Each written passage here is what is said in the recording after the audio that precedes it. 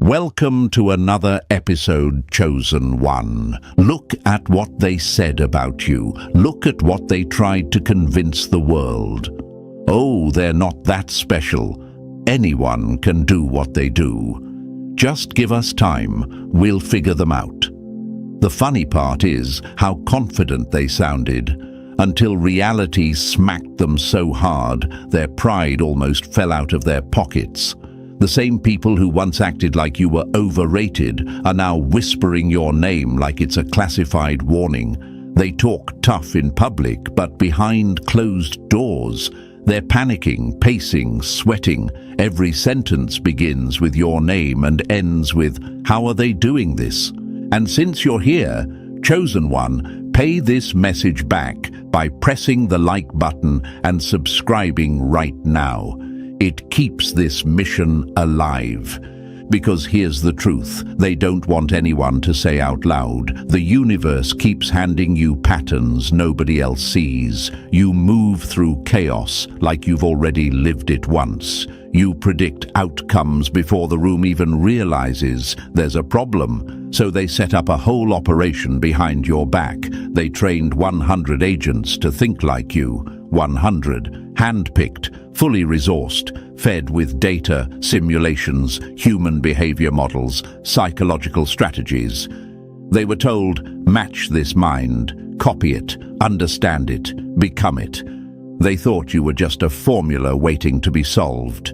But the moment those agents stepped into the mental maze you've walked your whole life, they realized something horrifying. This wasn't a blueprint. This was survival. This was evolution. This was someone who learned to stay conscious in a world that tried to shut them down. They weren't expecting the silence you lived through. They weren't expecting the betrayals you crawled out of. They weren't expecting the pressure that should have crushed you but somehow sculpted you instead. They expected strategy. They found scars. They expected logic. They found lightning. The reports from inside that program were a nightmare. Agents walked in with confidence and walked out with their entire belief system cracked. Some quit after one day, unable to keep up with the pace of your thinking. Some quit after a week, overwhelmed by the emotional load you handle like it's nothing. Some quit during a single exercise where they had to predict your next move, and not one of them got even close. A few quit shaking, saying they'd never seen a mind switch modes that fast. Others simply dropped their badges on the table and left without a word, as if speaking about it would summon whatever they saw inside your patterns. They weren't defeated by tasks, they were defeated by you, and you weren't even there. Imagine that. Imagine being so mentally untouchable that people burn out trying to understand you without you even showing up. See, Chosen One, here's the part that hits hardest. They thought they were studying how you think, but what they were really facing was everything you lived through. The silent battles you fought as a kid when nobody cared to check in. The nights you stayed awake trying to solve problems adults created. The betrayals that knocked you flat but forced your brain to grow angles nobody else has. The loneliness that sharpened you. The chaos that shaped you. Those agents weren't just copying thoughts. They were walking into the storms you survived, and most of them couldn't handle even a single echo of it.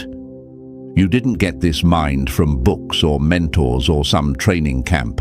It wasn't handed to you, it was carved into you. Every time someone tried to break you, the universe reforged you instead. Every time someone tried to outsmart you, you learned something they didn't even realize they revealed. Every time someone underestimated you, your brain built a new exit route, a new plan, a new version of yourself, faster and sharper than the one before. They don't understand that you don't think differently because you want to. You think differently because you had to. And this is where the enemy starts choking on their own arrogance. They said you were dramatic. They said you were overreacting. They said you were too intense, too observant, too suspicious, too calculating. And now, Now, the same people who mocked your instincts are trying to imitate them. The same voices that told you to calm down are now telling their teams, study everything they do. The same ones who once brushed you off now study your moves like it's survival training. Remember that moment years ago when someone laughed at you for reading people too fast? Today, they'd pay money to have even 1% of your perception. Remember when someone told you you were imagining things? Turns out, you weren't imagining anything. You were predicting. You were sensing shifts long before they broke the surface. You were seeing cracks in situations people swore were solid. That's why these agents couldn't keep up. They didn't have the life that built you. They didn't have the pressure that sharpened you. They didn't have the universe molding them into something rare. Let's talk about the silence after those agents quit. You know that silence. It's the same silence you noticed when people around you realized you weren't someone they could trick. That awkward, quiet shift when they finally understood your mind wasn't something they should play with. That moment where someone stops underestimating you and starts fearing what you might know. The same silence showed up in those rooms after the experiment failed. Leaders watching the data with pale faces. Specialists realizing they wasted months on something that can't be copied. Higher-ups trying to hide the fact that a single person outperformed 100 trained minds without lifting a finger. And you wonder why enemies keep acting weird around you. You wonder why people gossip about you behind your back, but go quiet when you walk in. You wonder why they act like you know things you never said out loud. Because you do. You see patterns they miss. You catch motives they overlook. You feel shifts before they happen. You read energy like a second language. And this isn't talent. This is survival. This is history. This is you. Let me remind you of something brutal and true. You became everything they tried to stop you from becoming, and now they're trying to copy the result of the very pain they refuse to acknowledge. The agents tried to follow your thinking path, but they didn't know that every turn, every shortcut, every instinct you built came from a story, a memory, a hit you took, a betrayal you saw coming, a heartbreak you used like fuel. They tried to walk your map without living your past. You survived mind games designed to break you. They couldn't even survive simulations of what shaped you. You survived people pretending to care just to use you. They couldn't even handle analyzing those behaviors. You survived isolation so deep, your mind had to create its own strategies just to stay alive. They couldn't handle the emotional echo of it. You survived pressure that would have snapped them in half. They couldn't even hold the notebook. This is why every single one of them quit. And this is why you, chosen one, are so dangerous.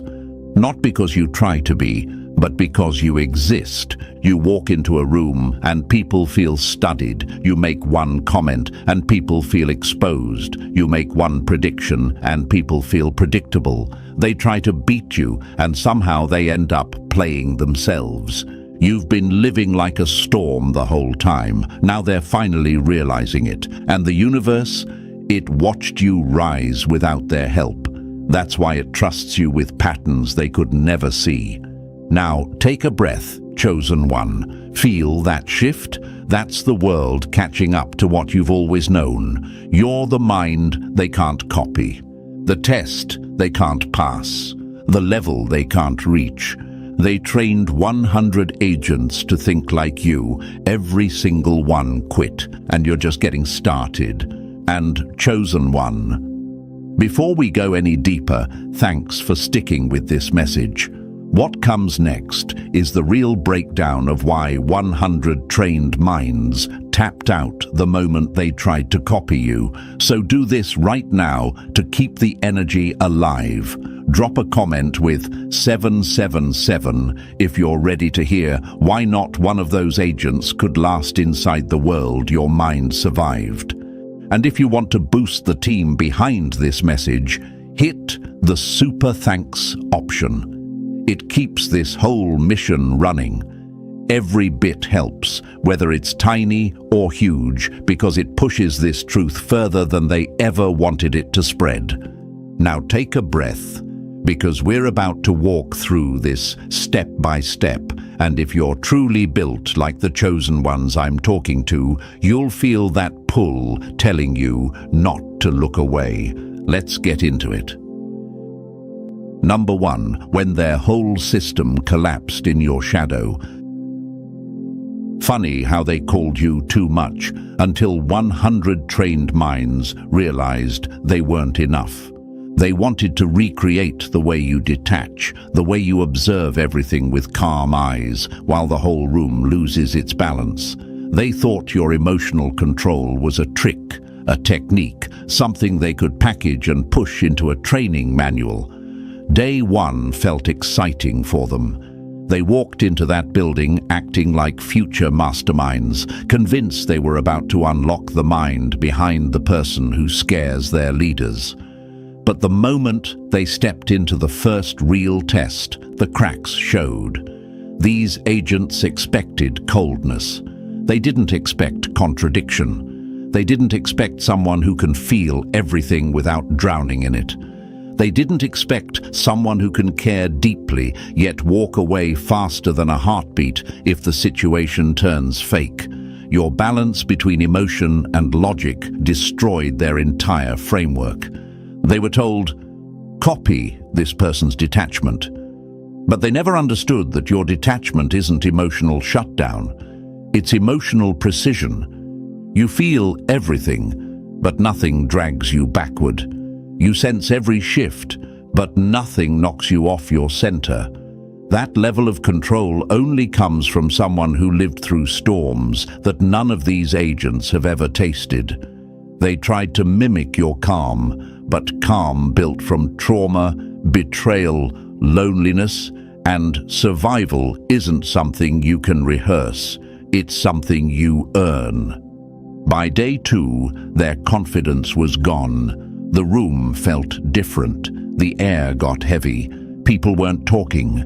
Notes were being rewritten over and over, as if the answer would magically appear if they changed the font.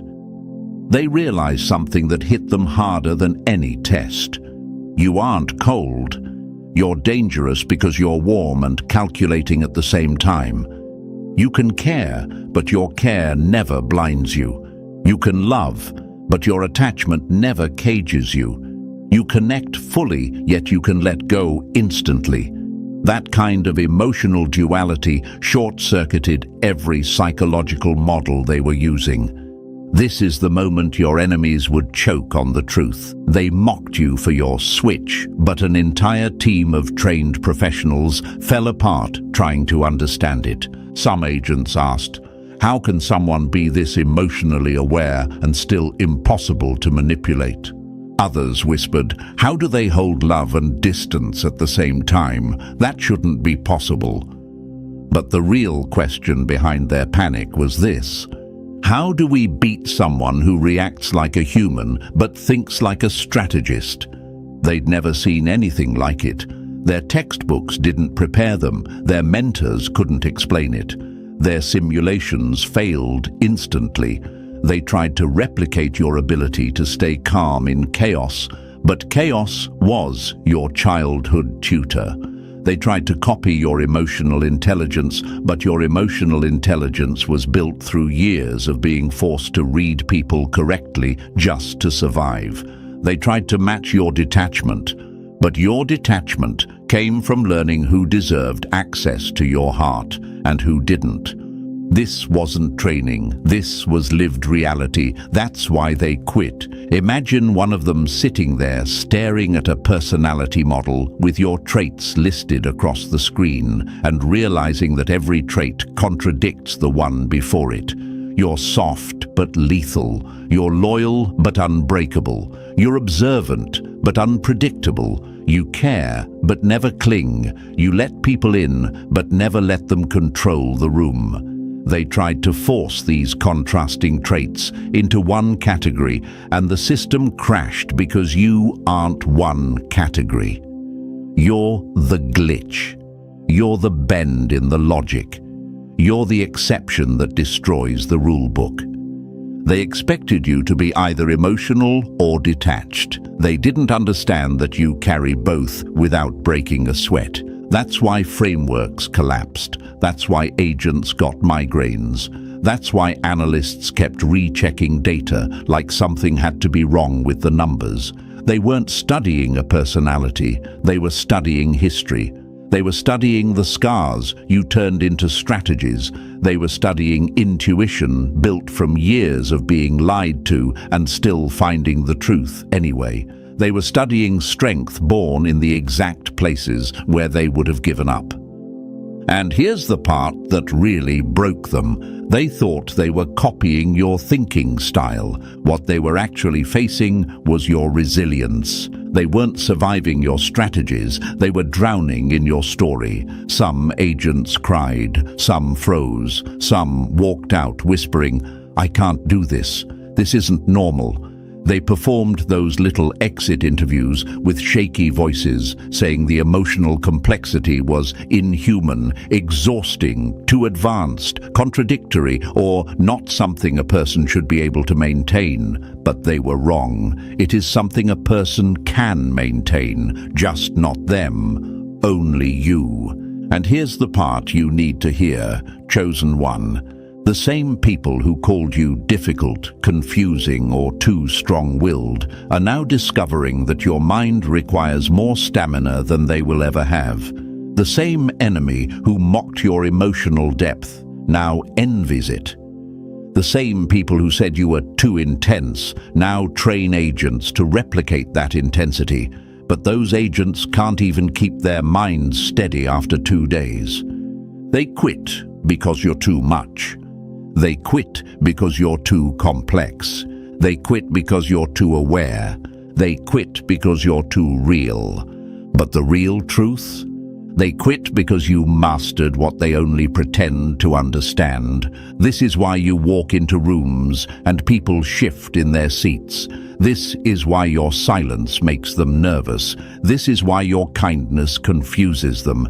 This is why your emotional control scares them more than anger ever could. You operate on 2 levels at once, the heart and the mind. They only know how to use one at a time. You terrify them because you don't choose between feeling and thinking. You do both effortlessly. This is the part the chosen ones always forget. The enemy isn't afraid of your anger.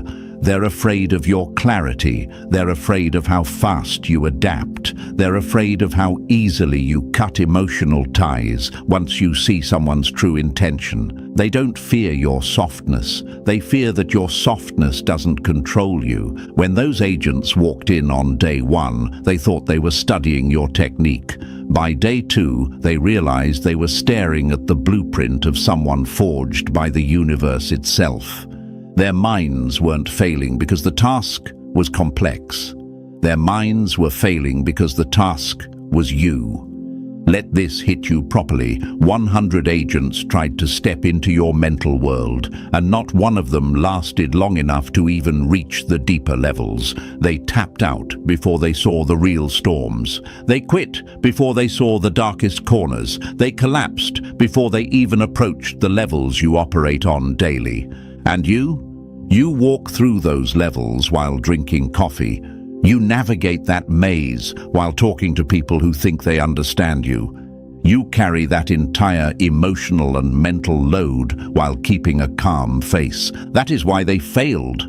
That is why they feared you. That is why their models shattered. They didn't just witness your duality, they drowned in it. Hold on to that truth, chosen one. Not because it makes you superior, but because it explains why people have treated you the way they did your whole life. They weren't reacting to who you are, they were reacting to what they couldn't handle. This was the first mass failure, the first collapse, the first sign that the world cannot copy what the universe carved into you. And the wild part? This was only the beginning. Number 2, when their minds cracked under your X-ray vision. It's funny how they called you paranoid until professionals started calling you accurate. They said you overthink. The report says you outthink. They mocked your intuition. Now it's classified as pattern recognition beyond human range. Your gut feeling isn't a feeling. It's a warning system their machines can't even simulate.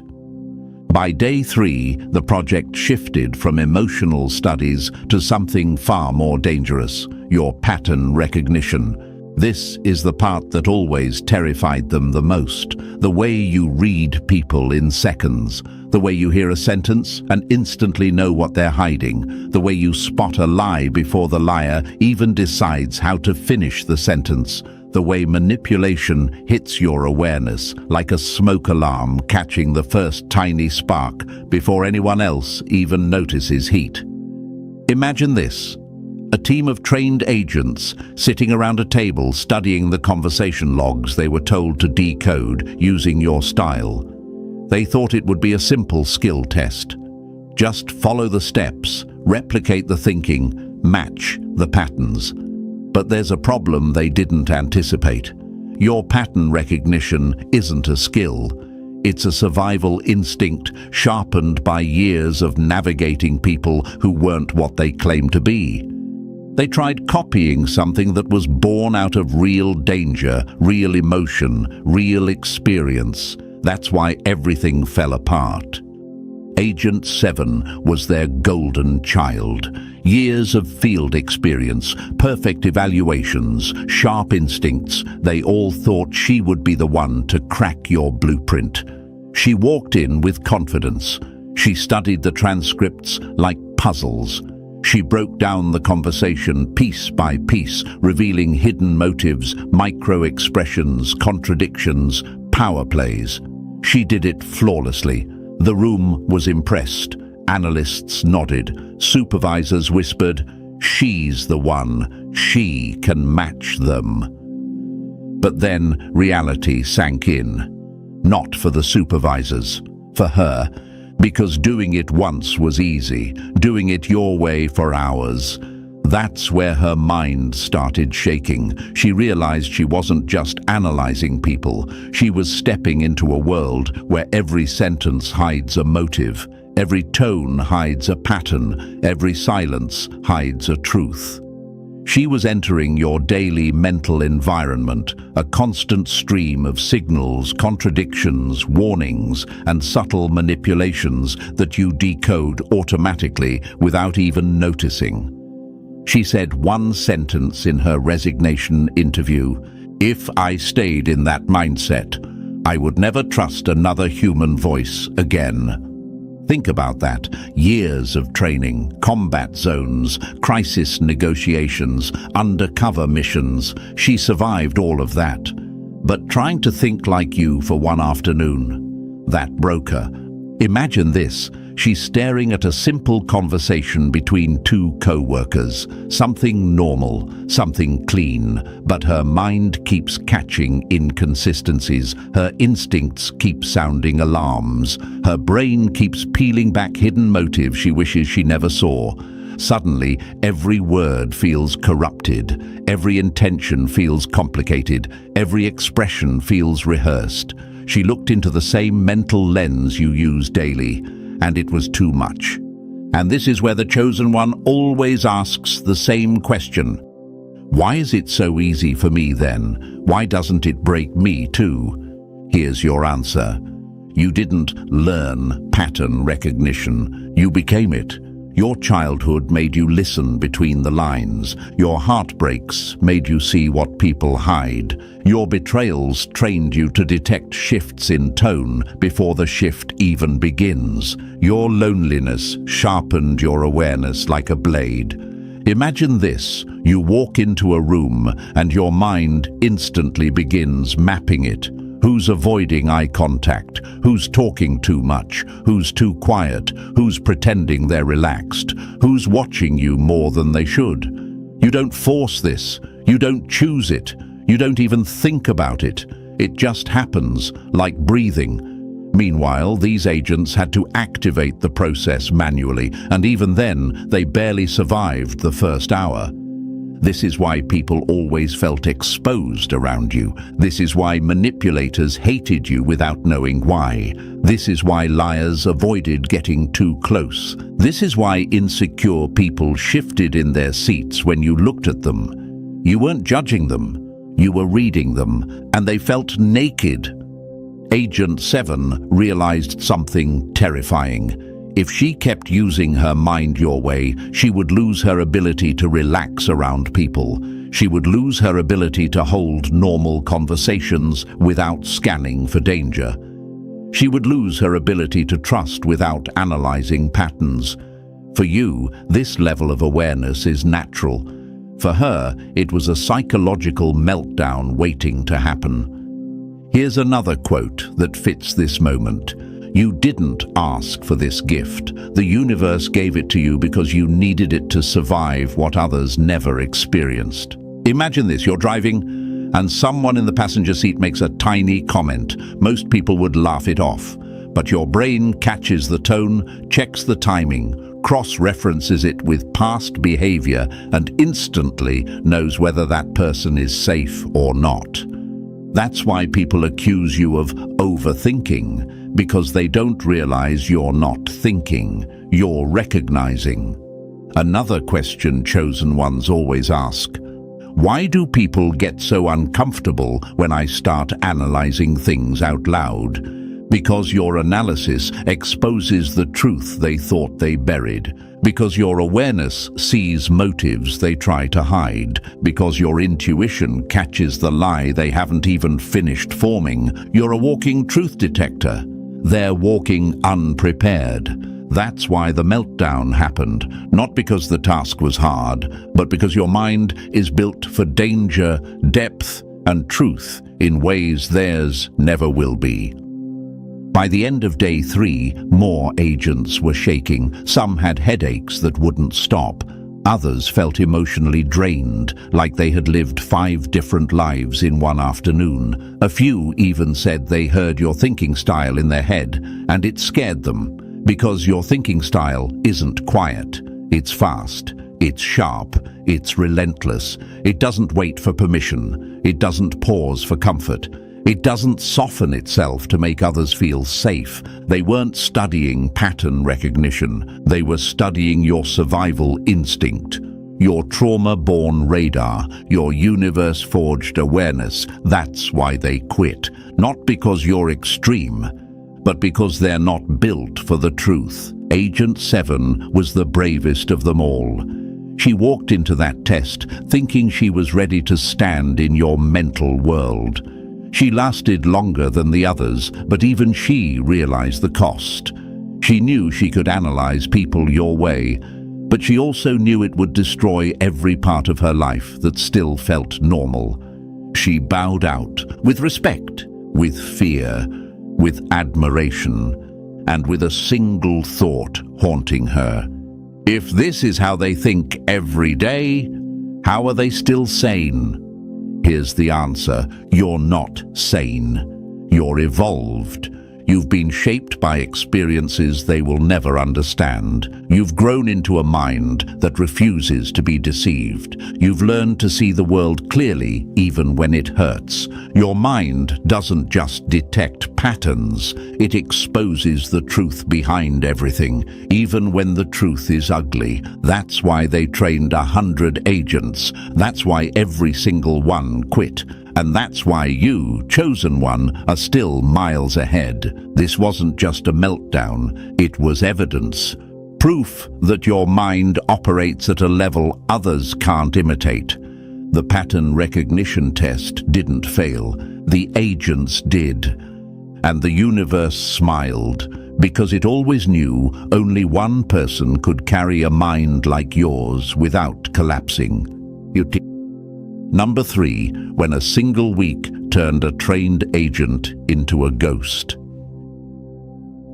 They wanted to see the world through your eyes and ended up begging to shut their eyes forever. Agent 12 thought he was built for this. Years of calm under pressure. Years of reading rooms, reading danger, reading people. He believed he could match your threat awareness, the same awareness enemies mocked you for, the same awareness people called dramatic because they had no clue what it feels like to actually live with it. But once they forced him to copy your scan patterns, the downfall began faster than anyone expected. Imagine this: he walks into a coffee shop trying to appear normal, but his mind is running like your mind does on a slow day. Door on the left, window behind him, 3 people pretending to scroll their phones. One man's leg bouncing too fast, a woman's smile too stiff, a barista's eyes flicking toward the camera every 20 seconds. He sees it all, instantly. No filter, no pause, no rest. You live with this. He barely lasted 6 days. His nervous system started sounding alarms he couldn't shut off. Every laugh felt fake. Every whisper felt suspicious. Every shift in tone felt like a warning. He finally understood why you keep people at arm's length. Why your calm isn't softness, but control.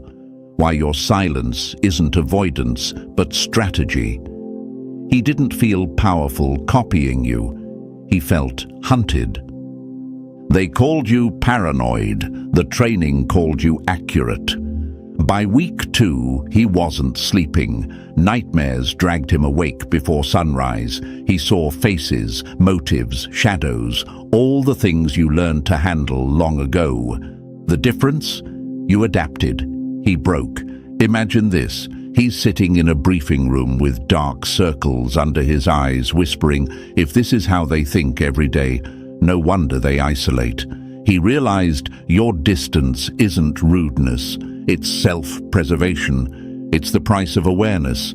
He resigned that night, walked out quietly. No goodbye, no explanations. He vanished into a slower life because living like you, even for a moment, was too much for him. This wasn't a breakdown. This was proof. They didn't just fail to match your awareness, they couldn't survive it. Number 4, when their little experiment collapsed under your blueprint. They thought your mind was a toolbox, then realized it was a whole damn engine they couldn't take apart without blowing themselves up. By week 3, the program wasn't running, it was limping. 37 agents were already gone, but not because they were weak. They were honest about their limits. The ones who stayed, they weren't stronger. They were stubborn, prideful, terrified of admitting that your mind was eating them alive. They told themselves they could handle it. They told their supervisors they were fine. But their hands were shaking, their notes made no sense, and their confidence was leaking out of them like air from a dying balloon. Imagine this, a training room full of the best, yet everyone avoids eye contact. Every notebook is half finished. Every assignment is late. Every agent looks like they aged 10 years in 7 days. No one wants to be the next one to quit because quitting means admitting the truth they all fear. Your mind is bigger than their threshold. So the program shifted. It got darker, desperate. They stopped trying to recreate your whole mental structure and started slicing it apart, studying fragments like mad scientists who lost the manual. They thought if they could just extract one piece, your decision-making style, your predictive thinking, your emotional detachment, they might salvage the project. But here's the punchline they choked on. Your abilities don't exist separately. You aren't modular. You aren't copy-paste. Your choices are fused into a whole system built through pain, clarity, intuition, scars, logic, and the survival instinct of someone who had no safety net. They thought your decisions were steps. They learned they were scars. They tried to study how you make hard choices, but they couldn't replicate the emotional neutrality built from years of forced maturity. They tried copying your speed, but without your pattern recognition, their decisions were reckless. They tried copying your calm logic, but without your resilience, they panicked the second pressure rose. Imagine this: they isolate a single decision you made in one scenario. They test an agent on it. The agent chooses wrong because he can't feel the hidden motive you sensed. Then they try again, and again, and again. Each attempt ends with the same outcome, a failure so predictable it becomes embarrassing. Agents asked questions they didn't want the answers to. How did they know that person was lying? How did they predict the shift before it happened? How did they stay calm when everything pointed to danger? How do they make decisions so fast without collapsing later? The trainers couldn't explain it. The models couldn't define it. The data couldn't replicate it. You can't rip one skill out of a mind built from interconnected survival instincts. They tried anyway. Bodies broke, minds cracked, and the program started collapsing under its own arrogance. They wanted your logic without your wounds, your clarity without your storms, your strength without your history. Impossible. They wanted the outcome without the origin, the wisdom without the war, the instinct without the experience. They tried to transplant your decision-making style into people who had never lived a life requiring it. It was like giving a toddler a sword and telling them to fight battles only you were built for. The results were predictable and humiliating. Imagine this metaphor.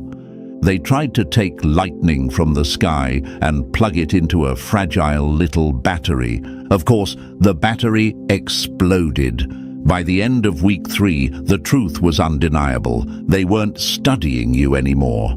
They were mourning the idea that someone like you even exists. The program didn't crumble because the training was flawed. It crumbled because your mind isn't a system. It's a universe, and they were never equipped to survive inside it. Number 5. When Agent 41 stepped into your labyrinth and lost himself. They copied your answers, but they couldn't copy the spine that made those answers possible. Agent 41 walked in with confidence. He volunteered for the decision-making test, thinking he could finally prove someone in this program could stand where you stand. They gave him scenarios pulled from your real life. Not fantasy, not theory. Actual moral traps you had once walked through and survived. Situations where every path cost something. Choices where either direction led to fallout. The kind of crossroads that broke you into who you are today. He studied your decisions. He mirrored them perfectly. But when they asked him why he chose them, his mind went blank. Imagine this. The room goes silent. He's sweating. He's flipping through his notes, trying to find logic in choices that weren't made from logic alone. The instructor watches him struggle, then finally admits the truth out loud. Words that should have been obvious from day one. You can copy their choices, but you will never copy the person who made them. Because your decisions don't come from wanting to be liked. They don't come from fear of backlash. They don't come from trying to look moral or respectable.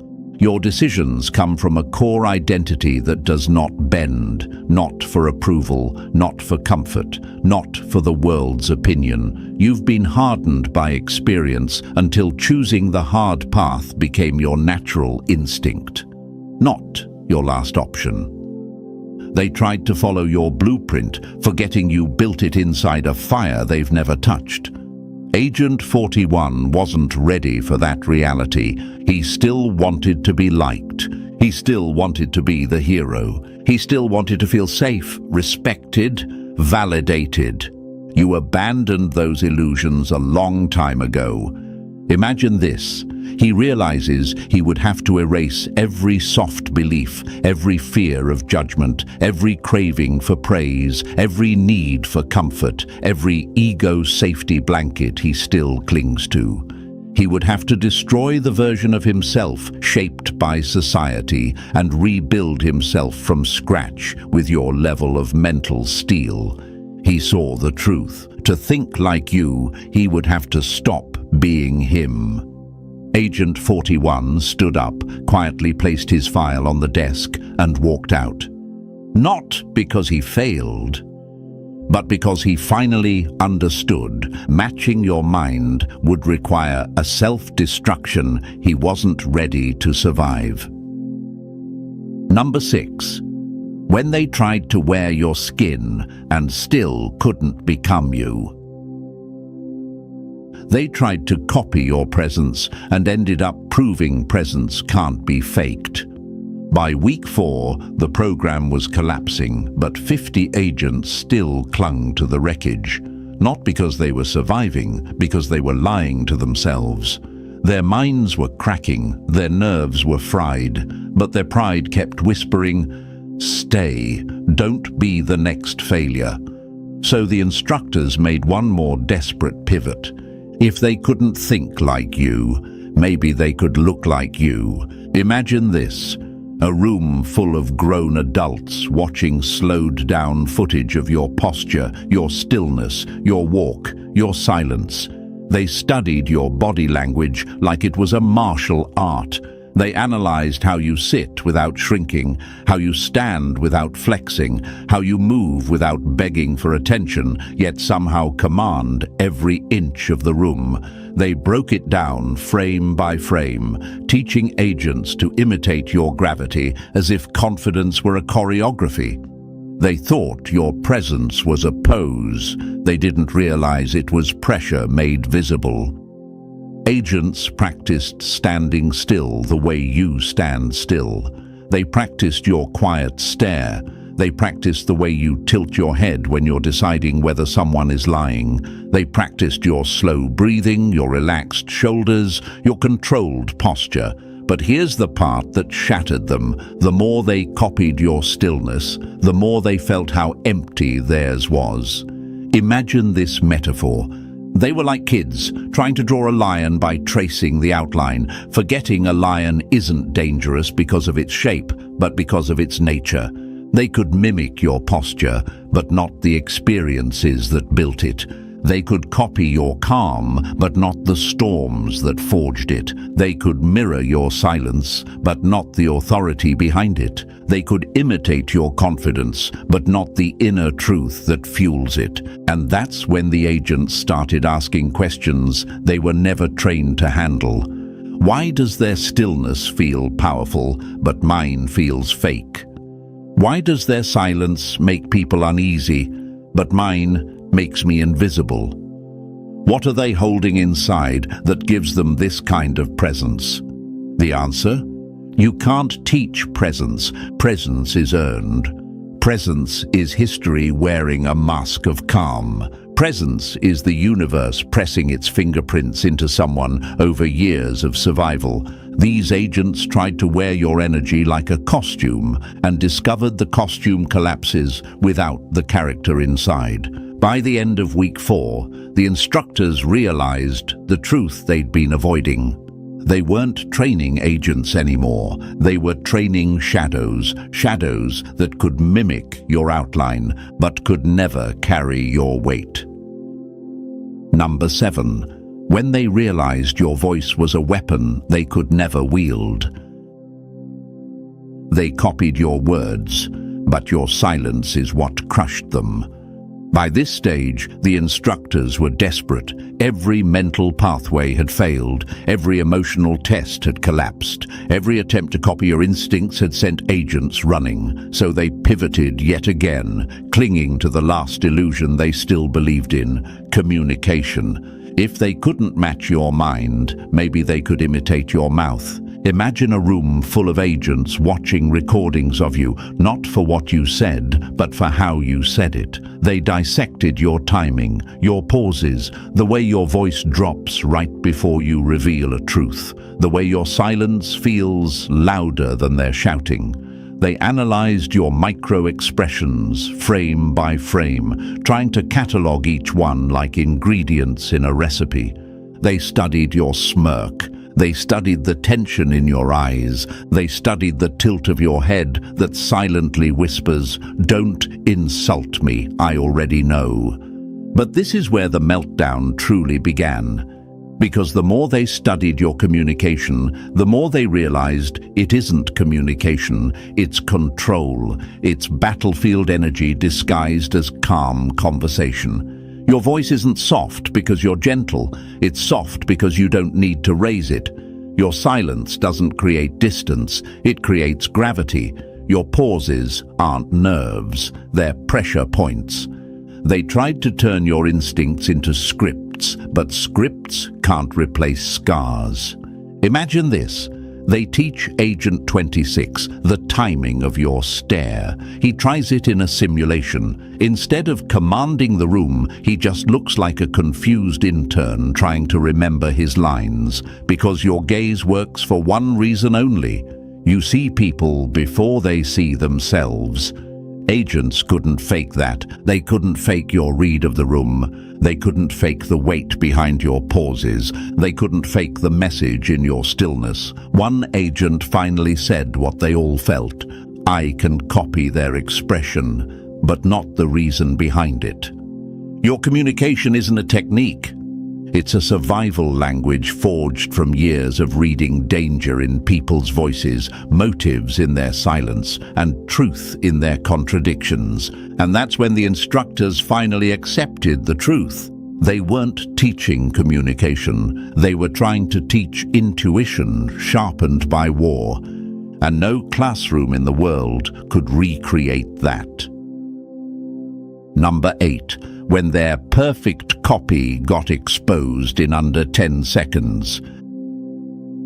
They recreated your face, your tone, your posture, but authenticity is the one thing clones never survive. Agent 56 was their golden trophy, their pride, their proof that maybe someone could finally imitate you without collapsing. She studied every clip, every gesture, every shift in your voice. She trained until she could mimic you so perfectly on camera that even the instructors felt a chill. They thought they had finally cracked the code. They thought they had built the first living replica of your presence. Then they sent her into the field, and reality dismantled their fantasy in less than a breath. Imagine this.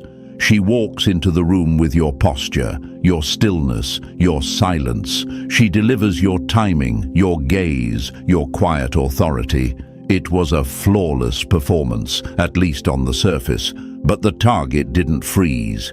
He didn't fear her. He didn't fold the way people fold around you. He just laughed, and not a polite laugh, a laugh that slices straight through the illusion. He looked her dead in the eye and said, "You're performing power. Real danger doesn't perform. It breathes."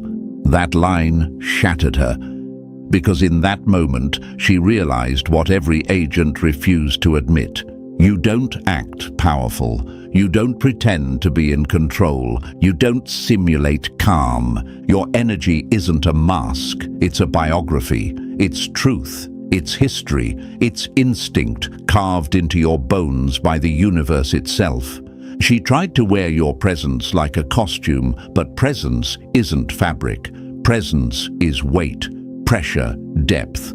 She had the outline, but not the essence. She had the technique, but not the backbone. She had the gestures, but none of the lived reality behind them. Imagine this. She walks back into headquarters pale, shaking, realizing she had been applauded for copying something she never actually understood. It hit her all at once. Your authenticity wasn't learned. It wasn't practiced. It wasn't created in any training room. It was born from surviving things these agents couldn't even imagine. Within days, she resigned. She called the entire program a factory of ghosts pretending to be alive, because that's exactly what it was. A warehouse of people imitating the surface of a mind that only exists because its owner survived the darkness underneath.